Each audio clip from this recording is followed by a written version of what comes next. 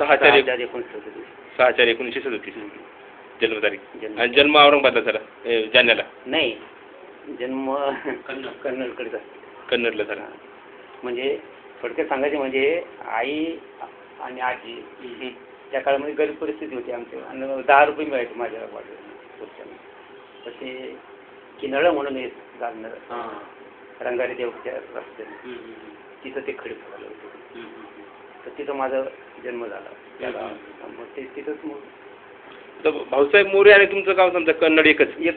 आणि पण 2 आडनावाची लोक आहेत आपल्या कन्नडमध्ये. जाधव आहे, खराते आणि मोरे आहेत.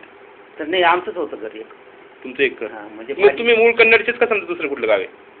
नाही, आता ती एवढी हिस्ट्री सांगता येईल नाही, पण माझी जी आजी आहे ही जाधव घराण्यातली होती, आणि नवरा वारल्यानंतर मग भावाजवळ आली जाधव लोकांजवळ. मग तिथंच त्यांनी घर वगैरे तिला राहायला तिथं, म्हणून मग कन्नडचे. ते आमच्या आजोबाचा माहिती नाही कोणतं गाव, म्हणजे वडिलांचे वडील, काही वडिलांनाच माहिती नाही आहे वडील. तर आणि इकडे आल्यामुळं कन्नडला आमचं जाणं नाही, नसं म्हणायला बघ कन्नड. आमचे वडील राहायचे. तुमचे चुलती पण मला वाटतं लोकल बोर्डाचे काहीतरी सदस्य हे राहिलेले आहेत ना, लोकल बोर्डावरती निवडून आलेले आहेत बदनापूरमधून. अध्यक्ष मी सांगितलं तुम्हाला, लोकल म्हणजे अध्यक्ष. ती जी खरात गुरुजी पण होते आणि त्यांची पत्नी पण होती. ती जी खरात गुरुजीच आली निवडून अंबड भागाला. तिकडे खरात मराठा लोक आहेत, मग त्या भागाला उभे राहिले होते त्याला. मग ते वोट्स मिळाले ते. त्याच्यामुळं तर मग हे काँग्रेस हे ते सगळ्या लोकांनी गुरुजीच पाहिजे, खरात गुरुजीच पाहिजे, जिल्हा परिषद.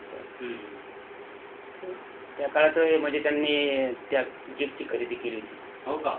जीपची खरेदी. तर जीपची खरेदी केल्यानंतर वारल्यानंतर सखाराम पाटील अध्यक्ष झाले, जिल्हा परिषद कन्वर्ट झाले जिल्हा परिषद लोकल बोर्ड. तर माझ्या वडिलांना म्हणजे खरात गुरुजींना बोलवून सांगितलं, या म्हणे गुरुजी इकडे या, आणि तुमच्या भावाच्या काळातलं ॲडजस्ट झालं म्हणे, तर एक पैशाची आफ्टर करणे, आता जीपची खरेदी म्हणे त्याच्यात सुद्धा नाही काही एवढं म्हणजे.